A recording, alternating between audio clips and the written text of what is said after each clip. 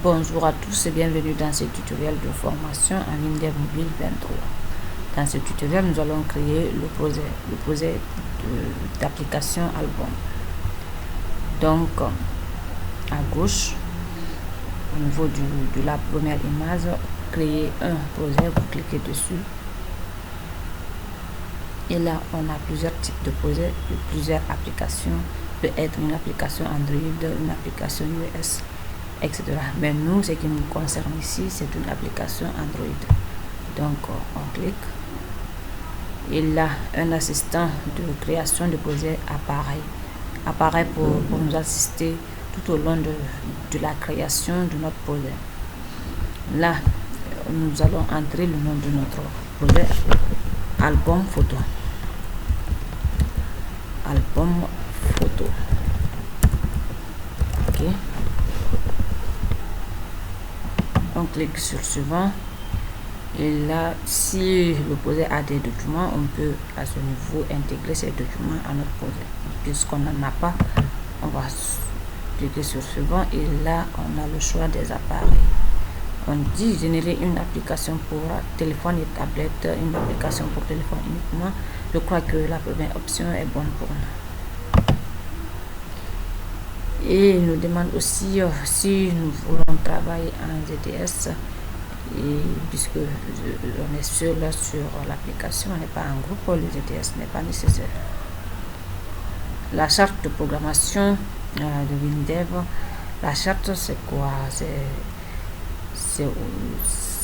La charte c'est par exemple, vous avez plusieurs objets en Windev, les boutons, les zones de saisie.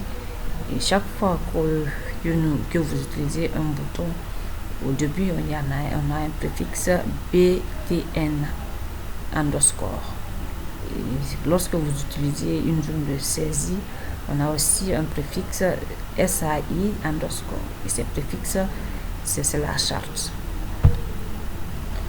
Et là, on a le gabarit de notre application. Et il y en a plusieurs gabarits ici. Le choix est énorme. On choisit ce qui nous plaît. Et bien sûr, nous allons choisir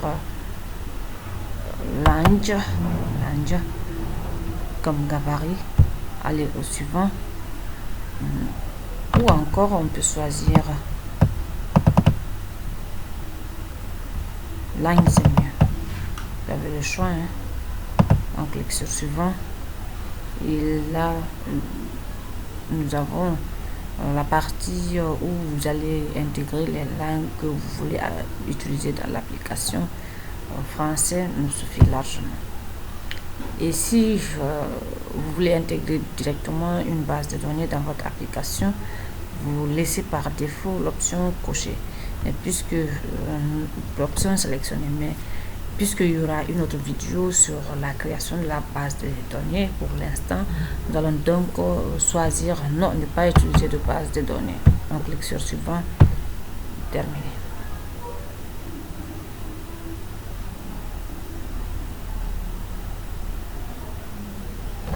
Et voici donc notre projet, notre application créée. Il nous propose directement de créer des composants, mais pour le moment on n'a aucun composant à créer.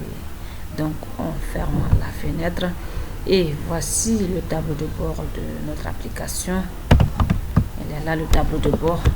Pour le moment notre application est verte, il n'y a rien dedans, il n'y a aucun élément dedans, il n'y a aucune analyse en Windev, c'est la base de données, il n'y a aucune base de données pour le moment, il n'y a rien.